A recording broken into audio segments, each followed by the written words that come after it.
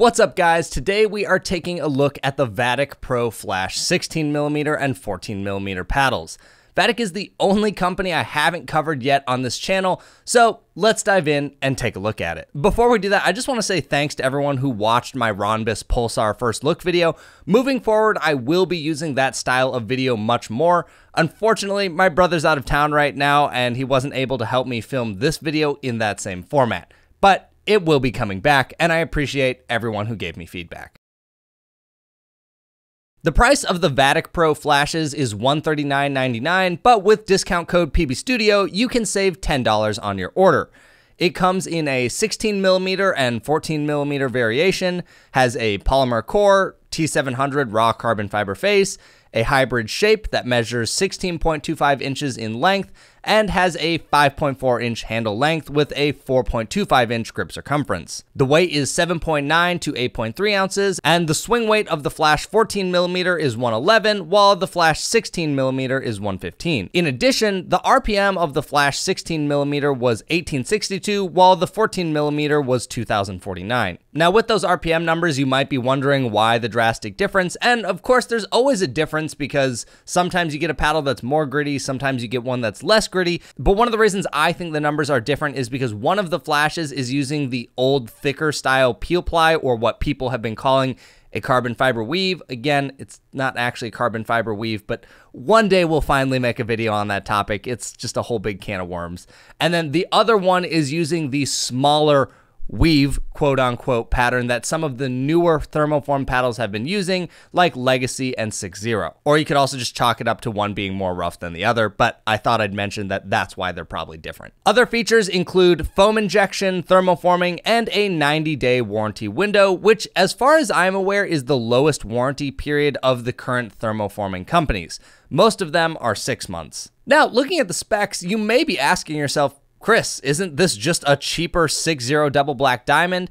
And there was a period of time where I did think they probably were the same paddle because of the specs, but after extensive testing and comparing, I can confidently say that they are not the same paddle. Having cut up a few thermoformed paddles, there's a difference between some of them and how they're laying up the carbon fiber that contributes to the differences that you see on the court. Most of it is a bunch of technical jargon that absolutely none of you are going to care about, but all you really need to know is that those two paddles do play quite differently. As stated with every thermoformed review at this point, none of these are control paddles. Instead, they're all power paddles, and some of them gravitate slightly more toward control than others. While testing the Flash 16mm, I had a hard time getting the control I'm used to. The paddle wasn't entirely uncontrollable, but thirds were just hard for me to get down, which led me to driving the ball more often. Thankfully, after about a week of playing with the paddle, the issues mostly disappeared. My hands eventually softened up, and I was able to get it under control better. The interesting part is that I could control the 14mm easier than the 16. The 14mm has a stiffer feeling face to it and doesn't feel nearly as springy as the 16mm. On the 16, I get this sensation of the face pocketing the ball and acting like a spring off the face, where on the 14mm, you don't have that same feeling. Now, it's not uncommon for thinner paddles to feel stiffer, but this might be one of the only times that I found it easier to control the thinner paddle than the thick one. On the 14mm, I didn't find myself having to make any or much of an adjustment to my game at all, whereas on the 16mm, I found it easier to overshoot a lot of my common shots. I did try adding 0.4 ounces of lead tape to the 16mm because in some cases it didn't feel solid enough, and it did help the paddle feel more substantial, but unfortunately the power was increased quite a bit, and I found it even more difficult to reset and drop balls than I initially did. So I ended up taking it off. Now, if you're looking for a paddle to crush balls with and has a lower swing weight, the Vatic Pro Flash 16mm is a fantastic option. I was continually impressed with how hard I could hit the ball. The downside is I had a much harder time keeping it in the court. It reminded me a bit of the Legacy, where you have to tone down almost everything because the paddle does a lot of work for you. That can either be a blessing or a curse. For my playstyle, I prefer being able to swing more freely and not have to be as compact. However, if you make that adjustment or you're already that type of player, you may not have any of the control issues that I've described. And now you have additional power without as much effort being put in. On serves, I never found myself swinging at 100%. I was usually swinging around 70% because I was worried that if I went any higher, the ball would sail out.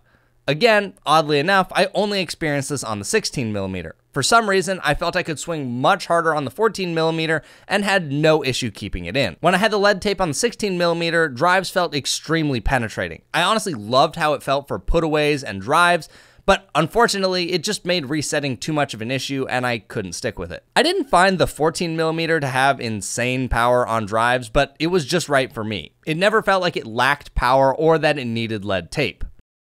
The flash feels very fast in the hand, just like my 6.0 double black diamond does, which is no surprise since they have identical swing weights. The flash 14mm is 111 and feels just a touch faster at the net as well. Of course, hand speed is all relative to what you're coming from. If you're using a paddle with a swing weight in the low 100s, the Vatics will feel slower. But if you come from a Hyperion CFS, Carbon 1X, or most elongated raw carbon fiber paddles, the Vatic will feel faster. These are right in my sweet spot for swing weight, so I really enjoyed using them. As expected, there are zero complaints about the sweet spot. I find zero difference between the Flash, 6.0, Carbon, or Legacy. So that's to say it performs very well and noticeably better than Gen 1 raw carbon fiber paddles. Now, of course, depending on the player you are, you may prefer one shape over the other and feel that it has a better sweet spot, maybe because there's a more common area that you hit the ball in.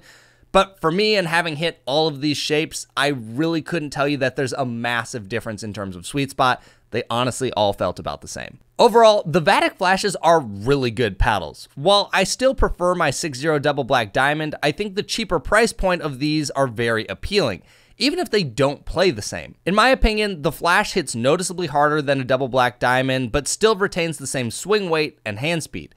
So if you seek more power, the flash may be the perfect paddle for you. I also verified throughout every play session that my Vatic was not delaminated or core crushed in case anyone was worried about that being the reason why mine felt so poppy. You should buy the flash if you want to try a thermoformed paddle that prioritizes hand speed and power. However, if you have a harder time controlling poppy paddles, you may want to consider the 6.0 double black diamond. Both are more poppy than Gen 1 paddles, but I found that the Vatic had just a little more heat off the paddle than my double black diamond. As of lately, it does seem like there is a higher level of manufacturing variance amongst thermoform paddles that leads some of them to be more or less poppy. Unfortunately, I can only share the experience that I have had with my two paddles, so I can't guarantee how every single one of them will play on the market. If I were to go to a tournament tomorrow and had to choose a Vatic, I would choose the Vatic Flash 14mm. Something about it suited my playstyle better than the 16mm. While the springy feel of the 16mm might feel better in hand, I found myself playing less consistently with it than I did with the 14mm. With that being said, the 16mm is what I would recommend for most people. The feel is more satisfying overall than the 14mm. The only thing I would warn against is that Vatic only has a 90-day warranty. Considering that all other thermoformed companies are 6 months, it is disappointing to see this short warranty window, especially when it's unclear whether or not the core crushing and delamination are completely fixed.